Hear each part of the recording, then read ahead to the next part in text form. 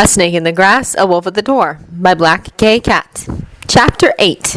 Orochimaru's speed and cunning have forever been his greatest assets. Tsunade has always been stronger, her reserves greater, and Jiraiya has more endurance, more raw power. His genius is what sets him apart, what lets him keep 3 steps ahead in a way even his physical prowess does not. Danzo is experienced and wily and clever, but he is no genius. He is a desperate man, all of his lies laid out in the light, and should he fail to win this, Orochimaru will utterly delight in grinding his good name into the deepest mud he can find. Because of that, Danzo meets his charge head-on, even as his root forces move, and there is a tranquil sort of fury in his expression.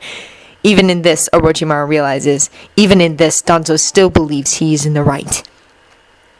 The lunges of fate. Orochimaru twists at the last moment, chakra flaring and slides neatly beneath Danzo's striking kunai. A glancing touch of his hand to the stone floor, and power surges, smoke whirling up towards the ceiling. In its wake, a vast shape rises, dark and foreboding, and Orochimaru doesn't even have to call out an order before Manda lashes out. Root scatters before the massive serpent, falling back to regroup, and Orochimaru smirks at Danzo's face as he ducks another blow. "Do you really wish to pit yourself against me, old man?" He taunts and whirls past Danzo in a sweep of borrowed robes that nearly hides the slice of Kusanaga's blade. Danzo manages a glancing block, his kunai sliding against the sword's flat with a ringing scrape, and when they separate, the elder's face is a mask of determination.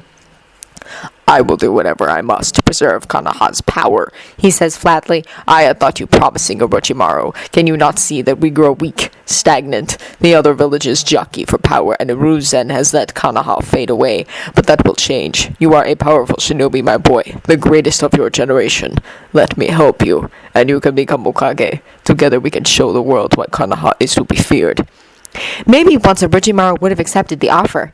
It was his dream once to be the Yondame, to have Sarutobi and everyone else in the village acknowledge just how skilled he is, just how important and valuable.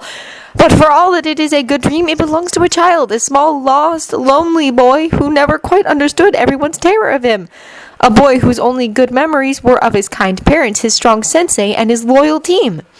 The power is tempting, because power is always tempting. Danzo knows just what to offer, just what to say. He knows Orochimaru's weaknesses and his one-time dreams and all the dark, shadowy corners of his soul that he has never allowed others to see.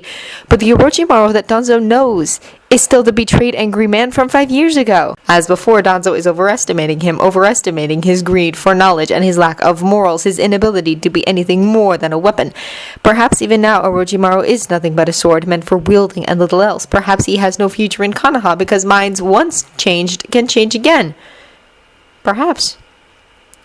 But he is a sword that will cut the hand that attempts to wield him. He is a sword only held by those he chooses, and as he has been told many times by Sakumo and Jiraiya both, Orochimaru is a stubborn, particular, subjective creature.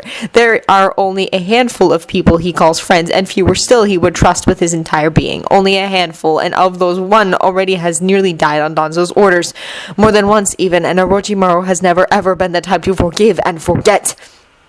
"I have learned," Orochimaru says mildly, "just why Konoha should be feared. And it is not for the reasons you cling to, Danzo. But you are a coward hiding in the shadows, playing your games and telling yourself it is for the good of the village.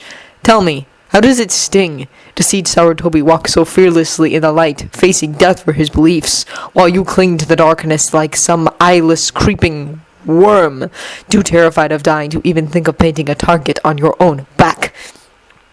The barb strikes true. Orochimaru can see it register, can see the way it slides right past Danzo's defenses and buries itself deep.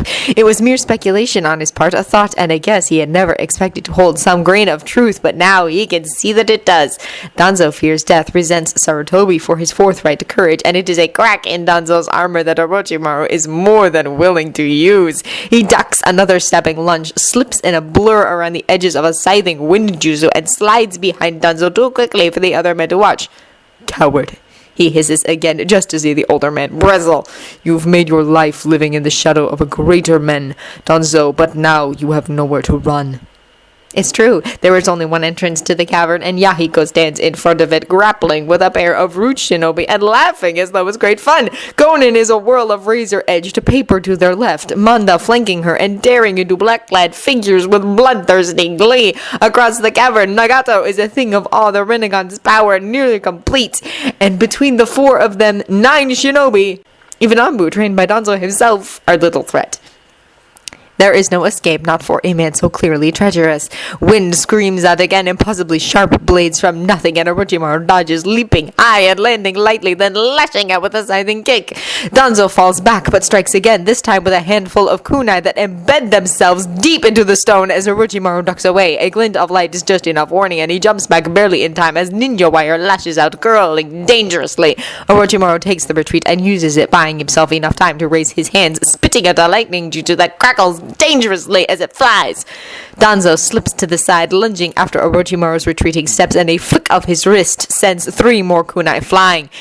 It's easy enough for Orochimaru to parry the first with Kusanagi, duck the second, and leap nimbly over the first, landing in a roll that brings him back to his feet right inside Danzo's guard. He lashes out, blade hand striking even as Kusanagi blocks Danzo's right hand, and the elder only just twists away in time. The crackle of chakra around Orochimaru's hand, a seal held in waiting, dies away, and he curses, throwing himself back. One last chance, my boy. Danzo warns tightly, though Orochimaru can see the lines around his eyes and spread across his withered features. He's not as confident as he was just moments ago, and it already tastes of victory on Orochimaru's tongue. Join me or lose everything.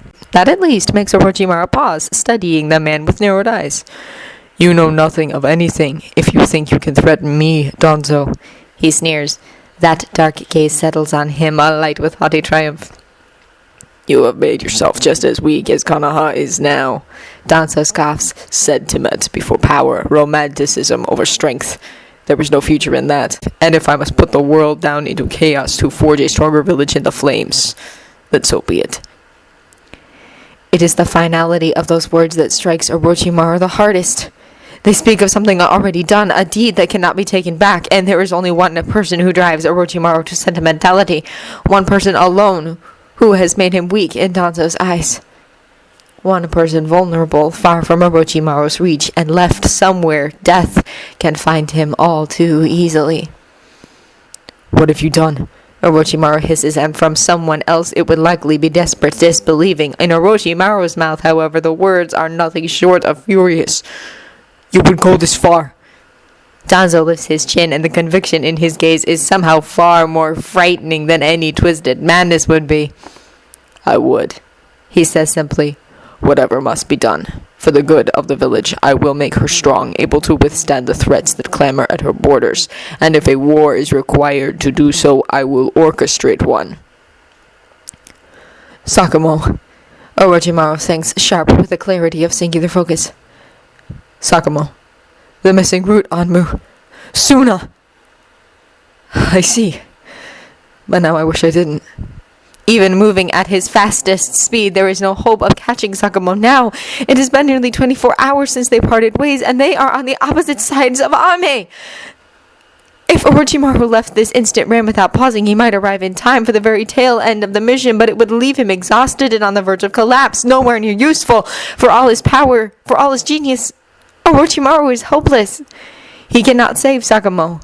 But if there is any justice in the world, he will capture Danzo and drag him back to the Hokage in chains. Sakumo is strong as well. There is little that can touch him when he stops holding back, and Orochimaru knows that to come home safely, Sakumo will do just that.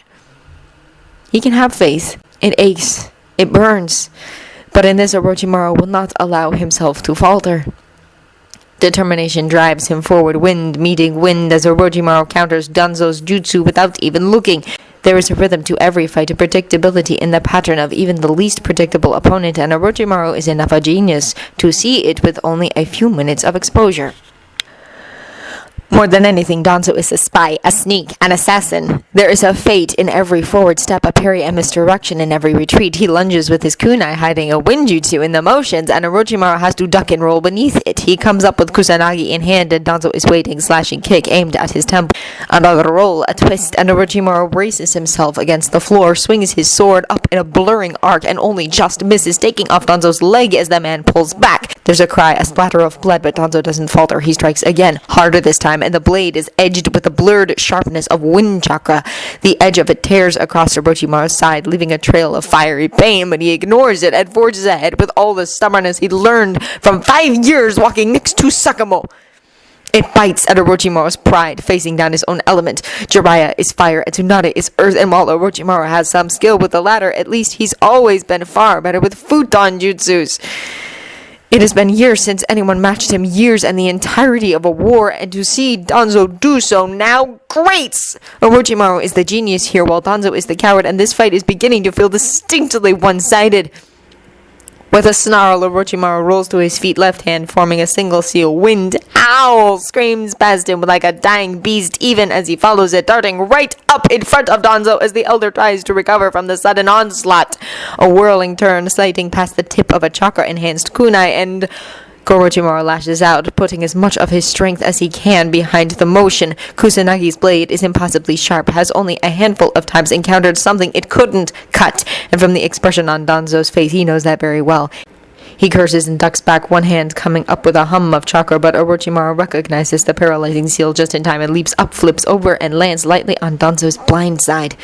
Danzo meets his next blow squarely, turning Kusanagi to the side with his kunai against the flat of the Jian's blade, and huffs in what is very close to disappointment. "You are weak, my boy," he says again, shaking his head and stepping back. His guard doesn't waver, but his expression turns compassionate. "Sarutobi has done so poorly by you. I told you once already, didn't I, that a root could make you great? There is such potential in you, in your mind and your power. To see you waste that walking this irresponsible road you have turned down pains me greatly, Orochimaru." Orochimaru snorts, flicking his sword to shake a few drops of blood off the blade as he circles, slow and deliberate. Around them the fighting is winding down, the last few root Anbu falling before the combination of Akatsuki's three leaders. But Orochimaru doesn't spare them his attention. Unless one of them calls for help, he'll assume they're having no problems. "Irresponsible?" he echoes, entirely amused by the idea. "Oh no, Danzo, you're wrong.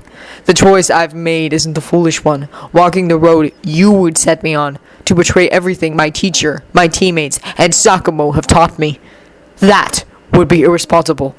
To follow you when I know it will only end in my death, or my sacrifice when Sarutobi catches on to your plot. That would be irresponsible. To let you lead Konoha blindly into a war to sacrifice hundreds just so you may prove yourself right and inflate your ego. Also irresponsible. But as I am now, I am loyal.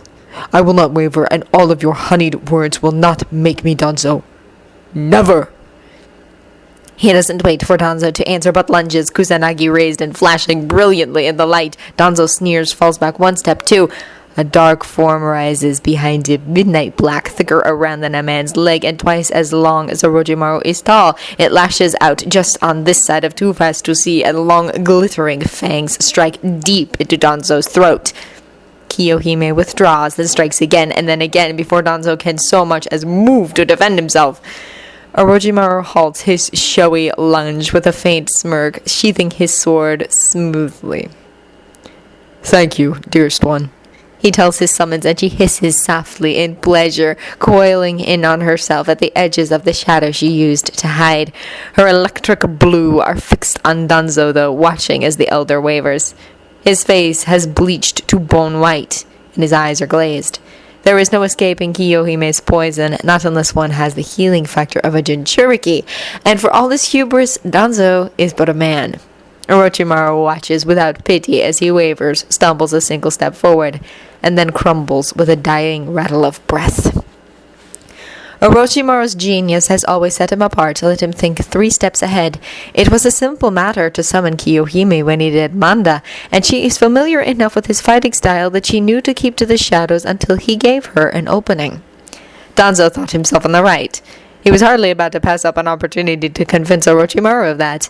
And once Orochimaru had predicted that, it was easy enough to draw the elder into his trap.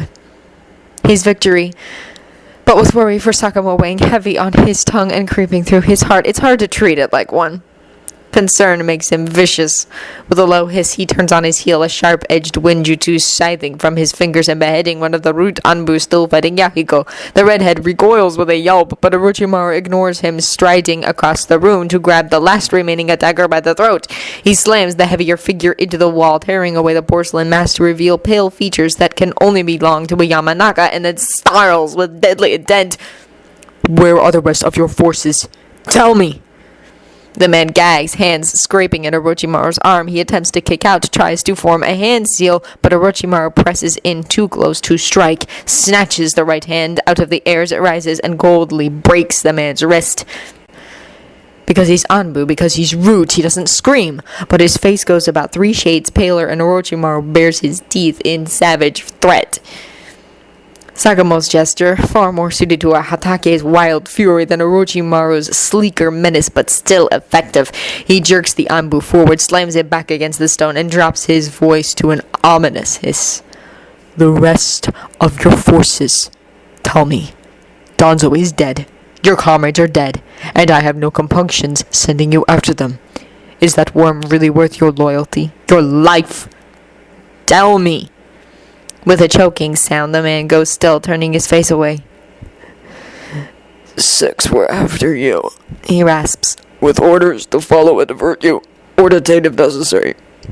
3 came back to Konoha to start rumors, and 6 to the Suna outpost to disguise themselves as Suna shinobi and interrupt Atake's infiltration. There is ice in Orochimaru's veins in place of blood. He takes a slow breath. Then another, trying to contain his rage. It says silkily, Thank you. That was very helpful, and because of that I will show more mercy than you deserve. Get out of my sight.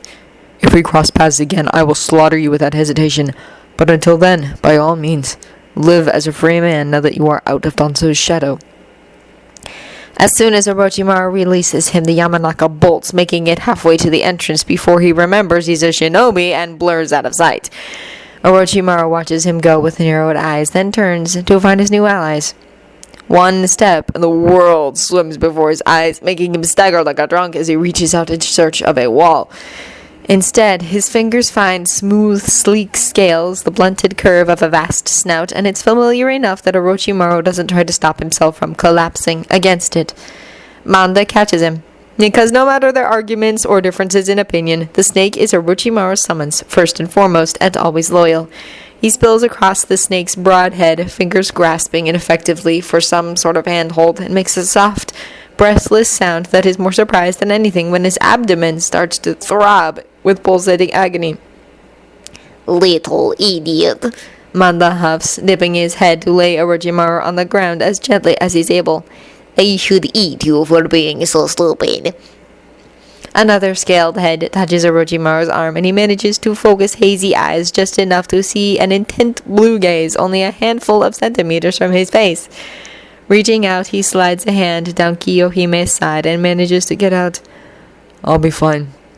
Go to Kakashi as fast as you're able. Protect him. Kiyohime gives an unhappy hiss, but disappears in a near blur, and in her place Orochimaru can see Yahiko bending over him with her phone. Blood loss, the Akatsuki's leader says, and his gaze is worried, but not overly so.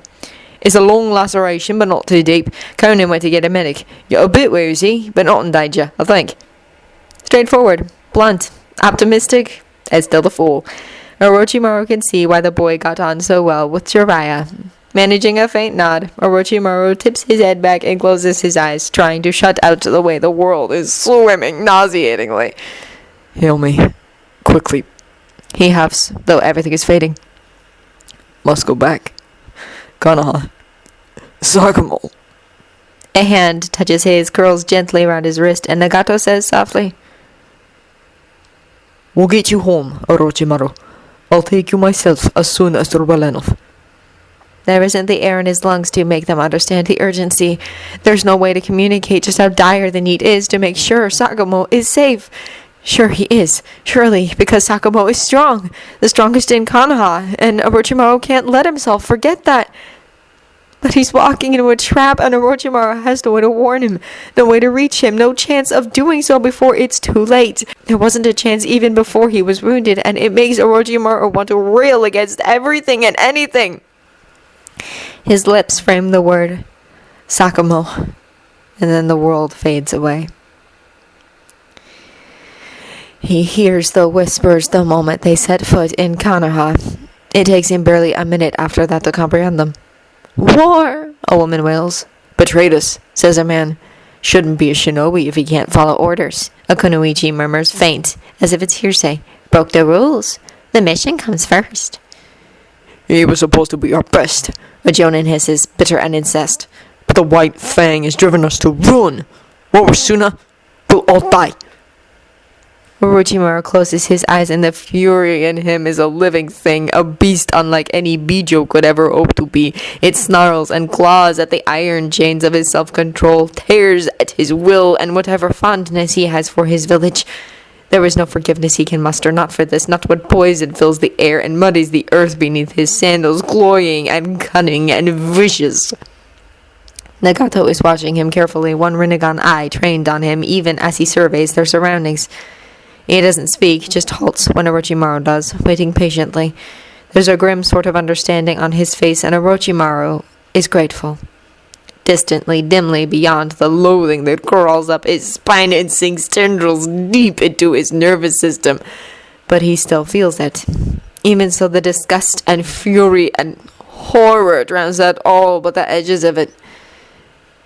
Here, He says, and his voice is sibilant and low, barely a hiss and entirely beyond his control.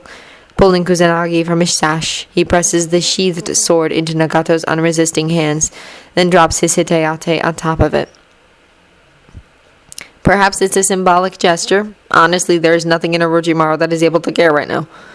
Goals will win you audience with the Hokage. Tell him I sent you and that it's urgent. I am needed. Nagato studies him for another moment, then inclines his head and steps back.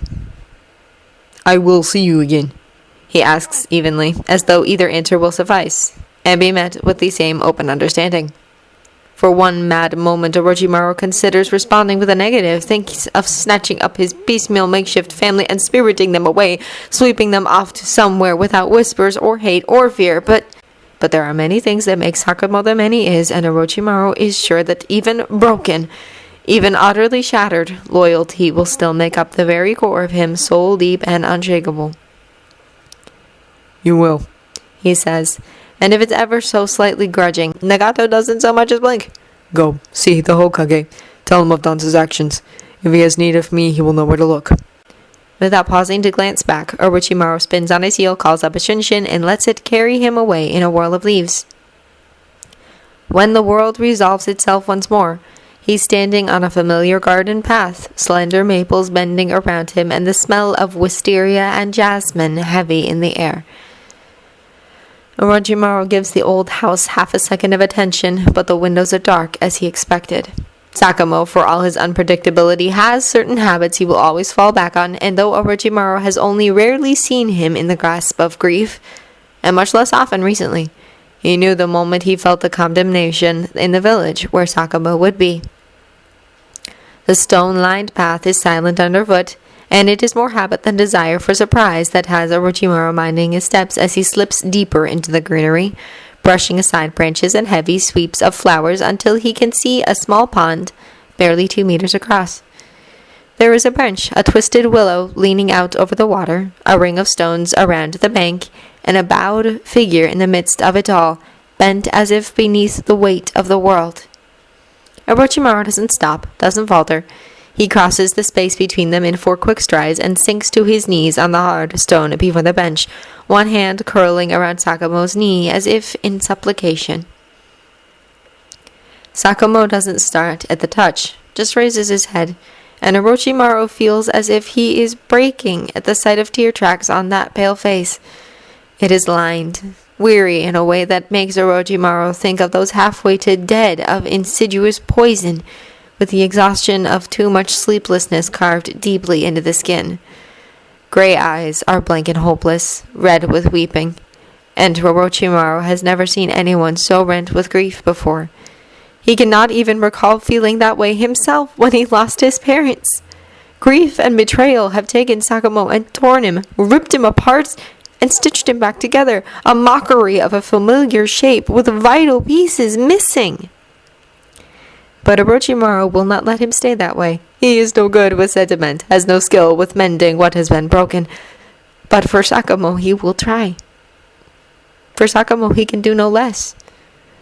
I would drown this world in blood to see you safe, he says, and never before has he said, I love you to anyone beyond his parents, but he supposes this is how it would sound if he did. What is a single war compared to that? Sakumo closes his eyes as if struck with a mortal blow, and Orochimaru leans forward, rising on his knees to cup that weary face between his palms. He pulls Sakumo down, leans in until he can rest their foreheads together, and feels Sakumo's shaky breaths feather against his lips. The space between them tastes like grief, like tears, and Orochimaru wishes he could brush them all away and make the world brighter the way Sakumo has always done for him. Every death, Sakumo rasps, and that too sounds broken. Every death from here on out will be on my head alone. I could have chosen not to save them. Could have kept going. The mission is supposed to come first, but So that's the reason. Orochimaru almost wants to smile, but even he knows enough to realize such a thing would be inappropriate. You could not have done anything else and still remained the man you are, he says, knows it is a cold comfort, but forges on regardless. You know as well as I that war has been building for years. Had you not given Suna this excuse, they would have found one eventually. Perhaps this is earlier than either village intended, but we are prepared. The rest of Konoha simply refuses to see it. They are blind fools, all of them. Sakumo laughs, hoarse and strained, and his hands press over Orochimaru's, trembling faintly, nearly starved for touch. Years you dealt with this same thing, he whispers, closing his eyes and leaning his cheek into Orochimaru's touch. A handful of days and I'm already on the edge of breaking. Your strength astounds me, lovely. You care, Orochimaru wants to say, but doesn't. Even now, you care for every single one of those inside Konoha's walls. Before you found me, I only ever cared for 3. Instead, he closes the last few centimeters between them, fits his lips against Sakumo's, and kisses him carefully, gently. A slow slide of mouths with only the bare suggestion of heat behind it. Soothing heat to ease rather than a wildfire to consume. It is an offer, if Sakumo wants to take it that way. A gift, given and received in equal measure. A silent promise that Orochimaru will no longer allow to remain unspoken. Not when Sakumo is wavering, and those words might bolster him just enough to keep him from a long, hard fall. Then lean on me, he murmurs, pulling back just enough to speak. Sakumo's eyes are on him, drowning, dark and desperate. I will stand between you and those blind, petty fools, as you once did for me. Allow me to return the favor, Sakumo. Sakumo closes his eyes, breathes deep, and then looks up again. This close, his gaze has become Orochimaru's whole existence. He would not change it for anything. Is that all it is? Sakumo breathes. A favor? Orochimaru remembers an empty world, remembers fear and loathing and a grim, gray, lonely life that was shattered by this kind, selfless, incredible man who saved his life again and again ever since. To myself, he says, and allows himself to smile just a little. And to you, I suppose, Mutt, but only incidentally. I have found that I require you. Sheer madness and entirely your fault. To his satisfaction, it makes Sakumo laugh hoarsely, and there is a thread of warmth in it that makes Orochimaru nearly dizzy with relief. A big hand cups the back of his head, gently twisting into his thick hair, and a mouth slants over his, almost painfully careful. Orochimaru has never in his life been fragile, never been anything remotely close to breakable. But he can tell without having to ask that Sakumo needs the gentleness right now, and answers him in kind. He slides one hand back, winding his own fingers in shaggy gray hair, while the other slides down to brace on Sakumo's shoulder. It's an awkward angle, Sakumo bent forward and Orochimaru leaning up, Orochimaru's wound twinging faintly in his side. But the sheer comfort of each touch is enough to leave Orochimaru breathless, even so. Oh, lovely, Sakumo whispers roughly, turning his head until their cheeks are pressed together. His breath tickles Orochimaru's ear, makes the Sannin shiver faintly in the heat of the afternoon. What are we doing? In any other situation, Orochimaru would roll his eyes, mock, and make light of the question. But there is fear in Sakumo's eyes, a terror the likes of which Orochimaru has never seen before, and he cannot bring himself to meet it with anything but sincerity. We are taking hold of what has always been between us. He answers and kisses Sakumo's cheek, lets his lips linger in a way that is far closer to enamored than it is to wanting. For the first time, I am not drunk, and you are not being noble. I am ready, and you are the same. Perhaps our timing could be better. Sakumo barks out a laugh, as if it's been yanked up from somewhere deep inside him. He reaches out, wraps an arm around Orochimaru's waist, and pulls as he leans back. Orochimaru moves with him and ends up sprawled across Sakumo's lap, knees bracketing the other man's thighs, with Sakumo's hands like twin points of heat along the line of his spine. "Oh, lovely," he repeats, leaning forward to press his forehead against Orochimaru's sternum. Orochimaru stares down at the top of his bowed head for only a moment before he raises his arms, wrapping them tightly around Sakumo's shoulders and holding the other man to him. He dips his own head, pressing his cheek to flyaway hair, and breathes in the scent of earth and autumn. Despite himself, he wonders how close he came to losing this. What would have happened had he stayed in Ame even another week? Had his injury delayed them more than the 2 days it did? It rattles him to consider it. It is impossible to imagine Konoha without Sakumo in it now. To imagine having any kind of life at all here without his anger to keep him grounded, to give him what he's lacked since he was 8 years old. I will always need you, he says, because he had thought it understood, had thought Sakumo knew. Perhaps he does, but Orochimaru is willing to take no chances right now. Anyone who seeks to harm you or blame you for this war, I will destroy them. You have my word, Sakumo. The smile it earns him is weary and worn, but grateful. You set yourself against Konoha with this, Sakumo warns him, but the tone is gentle, glad. Lovely, I would not ask. You never would, Orochimaru murmurs, sliding his fingers through Sakumo's hair, then cupping the back of his head and pressing another careful kiss to the corner of his mouth. But I will do it anyway, because it is what I want.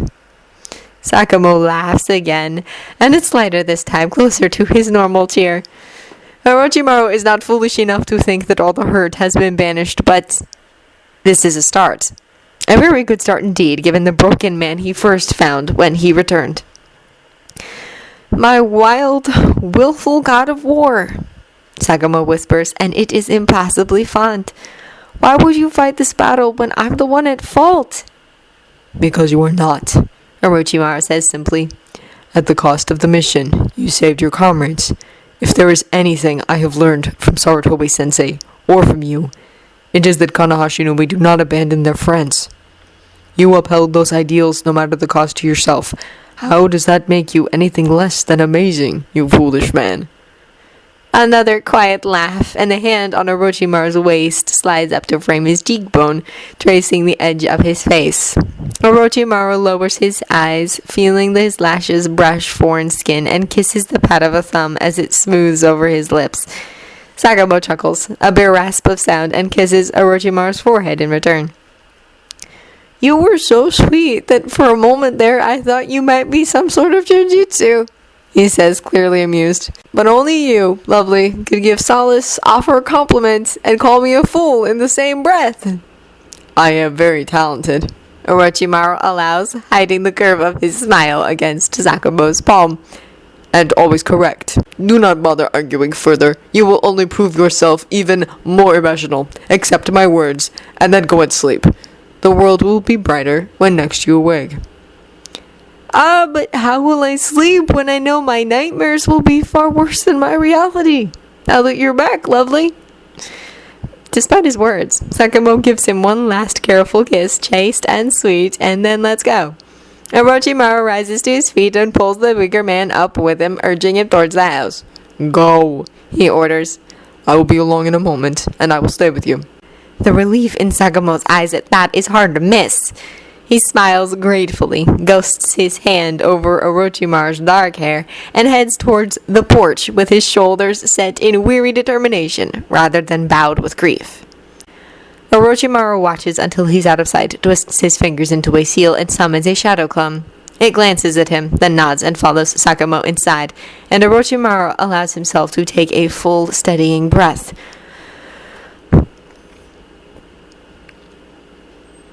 This way, he can remain with Sakumo, who undoubtedly needs him, while still keeping his rash promise. Not so rash, though, he thinks, feeling his lips pull down in a sharp frown. He spoke nothing but the truth. Should Sakumo require it, he would raise the world and slaughter thousands. His ties to anywhere are tenuous at best, and can be readily forsaken. Not easily, perhaps, because Tsunade and Jiraiya and Sarutobi are all still dear, but for Sakumo, he will do it in a heartbeat. One more glance at the house, just long enough to see his own silhouette pass before a now lighted window, and Orochimaru turns away. He has business in the village, but it shouldn't take over long. Even so, it is unpleasant to contemplate, to think that what he has come to cling to has already been broken beyond repair, and was shattered without him even present. All of his hopes rest on the idea that he is wrong, but somehow Orochimaru does not think he is.